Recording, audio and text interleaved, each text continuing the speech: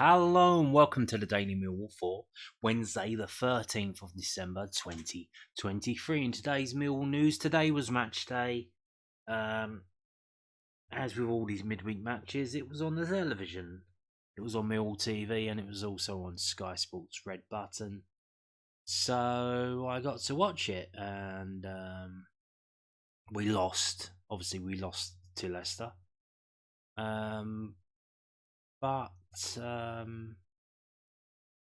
again, there were very good points and very unfortunate, disastrous points in the game.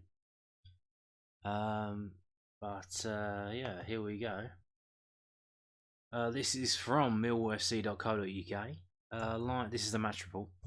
Lions beaten by league leaders Leicester. Millwall were defeated 3-2 by Leicester City in the Sky Bet Championship on Wednesday night. Tom Bradshaw gave the Lions an early lead at King Power Stadium. Yes, that was a surprise.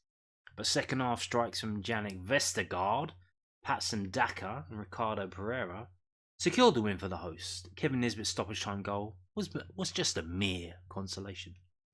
Joe Edwards made 5 changes to his starting XI for the trip, with Jake Cooper and George Saville returning to action, whilst Tom Bradshaw, Duncan Watmore and George Honeyman also came into the team at the expense of quintet of Sean Hutchinson, Nisbet, Billy Mitchell, Zion Fleming and Ryan Longman, who were all dropped to the bench. Now, why were those changes made? I think, obviously, Jake Cooper and George Saville would come back in because they were suspended for the last game. But I think those changes were made because I think he's saving Nisbet and Fleming for the Huddersfield game, which is arguably a bigger and more important game than this game. But to be honest with you, I thought we played a lot better without Zion Fleming, if I'm going to be honest with you. A lot better. After the game started as a midfield battle, the Lions would take the lead with 10 minutes on the clock, Watmore keeping the ball alive on the far side and feeding Murray Wallace, whose right-footed cross was headed expertly home by Bradshaw. A couple of minutes later, Millwall could have been 2 to the good, but with the role switching between provider and finisher from the first goal, Wallace's header from Bradshaw's cross was stopped in its tracks. The Lions were playing through the lines well and fashioned another chance with 20 minutes on the clock as the Georges, Saville and Honeyman combined to slide through Bradshaw. His effort hit the side netting. However, the host's first effort of the night then came, but Matija Sarkic was equal to Wout Faye's header from a Kiernan Dewsbury Hall free kick. Watmore had an effort deflected wide as the half-hour mark came into the view before Abdul Fattah's strike was knocked wide for the Foxes as they looked for the equaliser. Wilfred Ndidi was the next to fire over, whilst Vestergaard's free kick was comfortable for Sarkic 6 minutes before the half-time break. With 3 minutes, with 3 of the back 5 on yellow card at half-time, Wallace was sacrificed at the beginning of the second half for Danny McNamara, who slotted into the left-back slot. It didn't take long for Leicester to muster up the first opportunity in the second period as Ndidi looked to beat Sarkic at the back post, but the stopper was equal to his strike before it was cleared away to safety. So what we've got here is we've got the official match report telling us that the reason why Murray Wallace was taken off was so he didn't get, again, make sure he doesn't get that second yellow, because if he does, he's going to miss the next game, which is the Huddersfield home game. Very important game for us. So he's not injured. Apparently, he's not injured, and it wasn't because I did wonder what was the plan at the start of the second half. Was it to defend for 45 minutes? Because we've seen that one and it doesn't really work out, and it really didn't work out if that was the plan, because we got absolutely smashed. However, there were 48 minutes played when the Foxes were level as Dewsbury Hall's cross was nodded home by Vestergaard. 4 minutes later, the turnaround was complete and Leicester were in front as Ndidi's cross was poked home on the goal line by Daka. That was going in anyway, to be honest with you. Stephen Mavridis nodded into the side net as the home side now had control of the game, but Millwall had a chance of their own on 61 minutes as the ball broke to Ryan Lender following a momentary scramble in the box, his shot being deflected wide though. Fleming and Nisbet replaced Watmore and Bradshaw as the final 15 minutes got underway, but with 12 minutes remaining, the game was put to bed as Captain Pereira's shot deflected off Ndidi to wrong foot Sarkic and make it 3-1. Honeyman's attempt was cleared off the line by Faze as the Lions looked for a late way back into the game. With Nisbet's finish 3 minutes into stoppage time, Millwall set up a grandstand finish, but they could not find a further chance and were defeated. And the team was Sarkic, Leonard, Harding, Cooper, Wallace, Norton, Cuffy, Campbell, Saville, Honeyman, Watmore, and Bradshaw. And the subs were McMurray at half time. I'm gonna we've just talked about that, but I think the reason why that was done at half time and not later is obviously with this situation with the substitutions now. If you do it at half time, that doesn't count as one of your 3 occasions. Mitchell on for Campbell on the 83rd minute, Longman on for Honeyman on the 82nd minute, Fleming on for Watmore 74th minute, and Nisbet on for Bradshaw on the 74th minute. The subs will be Akowski, Hutchinson, Imaku, and Esse. So no left back substitute, no Malachi. He played in the under 21s yesterday, the whole game, I think. So interesting. Kind of ironic that when you bring McNamara on to, they obviously said it was because of the yellow card. It wasn't because if the plan in the second half was just to defend, and then like Murray Wallace, he had the assist for the goal. He didn't look that bad in the game because he was playing as a wing back. And if you're a wing back, you mostly go forward. You do a bit of defending, but you're mostly going forward. As a left back, you're mostly defending with a little bit of going forward. So in that left wing back role, he don't look half bad.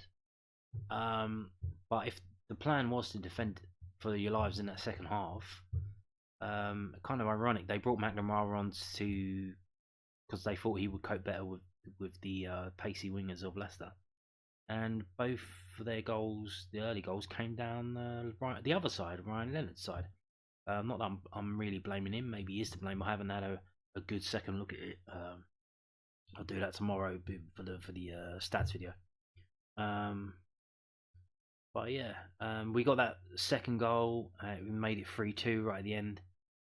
I think it was like when they announced this, there was like 3 minutes left of the injury time, and then I was expecting like, okay, let's put Cooper up front. This is it. Let's go. Come on, let's go. But no, we just carried on as we were carrying on, and it didn't really work. So 3-2, unexpectedly we took the lead, and but we were totally outclassed in this match in terms of passing it around and all of that stuff, the controlling of the game. But what I would say, if the plan is for us to play a possession game like Leicester, then give me a gun with a bullet in and I'll shoot my fucking brains out now, because that was so fucking boring.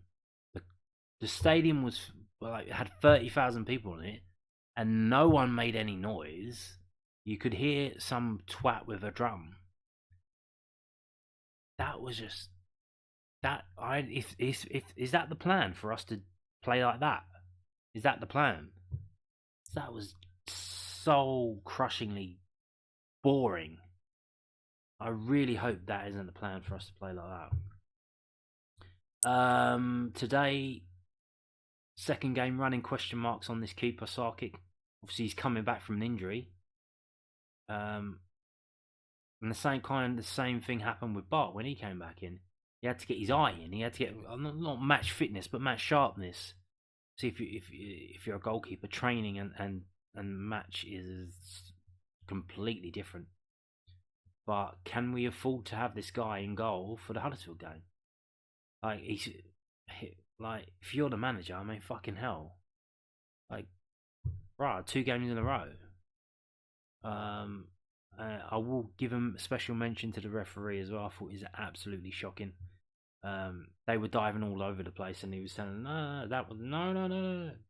Well, then, if you're not going to, they're claiming for a free kick, you're waving it off and saying, no, get up.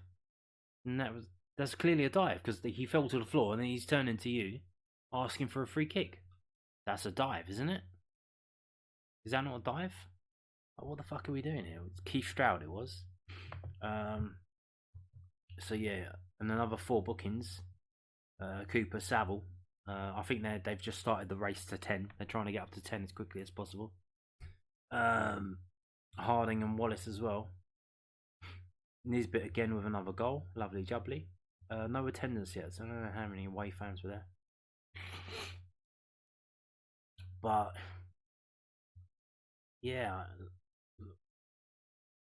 do you stick with this goalkeeper for the next, what is it, 3 games? Huddersfield, Stoke, and QPR. We need to win those games. We can't have a goalkeeper that's got a clanger in him. Obviously, he's not back to his best, but we need the most informed goalkeeper right now playing goal. We haven't got time to let him get match fit and potentially lose against Huddersfield and potentially lose against Stoke, potentially not win any of those 3 games. So if you need to drop Sarkic, drop Sarkic. I mean, we need to win against Huddersfield. We need to win. But yeah, so we do have a little bit of a post-match. I'm sure we'll have a lot more tomorrow. Obviously, a late game, away game. Joe Edwards believes Millwall can take positives from Leicester defeat as he reviews the game from the King Power Stadium. The Foxes eventually prevailed, but the Lions gave a good account of themselves in the first half. Joe Edwards believes there are positives to take from Mill's 3-2 defeat at Leicester City tonight. The Lions went ahead through Tom Bradshaw and it stayed 1-0 until half-time, with a major upset beckoning. But a poor start to the second half saw Jannik Vestergaard and Patson Daka score within 4 minutes of each other before Ricardo Pereira made it 3-1. Kevin Nisbet scored his 3rd goal in 4 games in stoppage time to narrow the scoreline to make it look like it was actually a close game, but it wasn't. Edwards believes there were aspects of the performance that could be built on, but was disappointed by the lapses of concentration that contributed to the second half crumble. He said, I'm obviously pleased with a lot of what went on in the first half. We had a clear plan of how to come here to try and limit Leicester. They have a lot of attacking threat and can hurt you in many ways. You could see very early on in the game they were having a lot of the ball without really hurting us. Then you get exactly what you want when you have that game plan, that one moment where the players really showed some quality to get 1-0 ahead. It feels like we had a massive opportunity and we continued to frustrate. You felt the stadium when we went in at half time, and you felt that in our dressing room there was a lot of confidence and belief. We came out in a similar manner in terms of how we defended collectively, but then there were just some moments in and around our own box where a combination of their quality and us having some lapses in concentration, that's what they can do. And they can take the game away from you. It shook us. The game looked over in and around 70 minutes, but then all of a sudden we get that little wave of belief again. Before you know it, we start putting passes together. We get our goal, and all of a sudden in the final few minutes, it's game on from a game that looked done and dusted. So we need to take the positives from the good things we came here but ultimately I think their players showed how difficult it is to come here and how brutally they can punish you. The end. Now, moving on to this. Here we go. This is the table. Some good news today, I suppose. Queen's Park Rangers did not win today, which may be good because they were playing Plymouth. Obviously, if Plymouth had won that game, they would have jumped up to 26. If QPR had won that game, they would have jumped up to 22. So probably a draw was a good result for us. It was a 0-0 draw. Plymouth had a player sent off. But we now play Huddersfield. But they have 9 draws so far this season. They are the league leaders in draws with 9. Will they try and draw at the Den? Will they park the bus and try and get a 0-0? We need to win this game. As I've said, if whatever that takes, if you have to drop Sarkic, drop Fleming, whatever you need to do, we need to do it. We can't fuck around anymore. This is getting too serious to do that.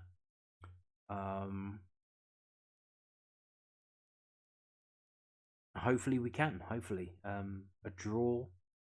I don't think. Look, we need to win this game. I mean, come on. Now here's the thing. At the moment, there's kind of a little bit of a gap opening up that if we did win that game, we would get to 24 points, but that would only take us up to 18th, potentially, maybe less. There is a gap between 17th and 18th, so from 18th down, That's what I would call the dross of the league. And Plymouth, Stoke, Millwall, Huddersfield, QPR, Sheffield Wednesday, Rotherham. Now, we've beaten Plymouth. We beat them away. We've beaten Sheffield Wednesday in the guys in the first game in charge. We've beaten Rotherham at home 3-0. That was a good display. So we've been beating these dross teams so far this season. So we now have to play 3 of these teams. So maybe the fact that we've been playing teams higher up in the league that are better teams.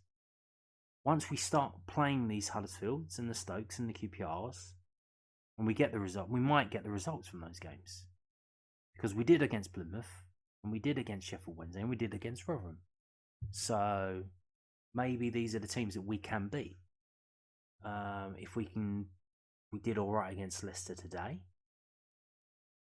and if we play as good as we can, then maybe we could beat Huddersfield.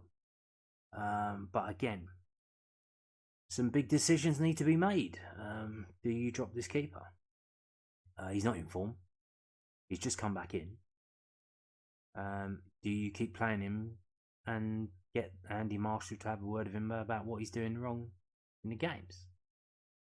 I don't know. But you've dropped a decent goalkeeper for no reason.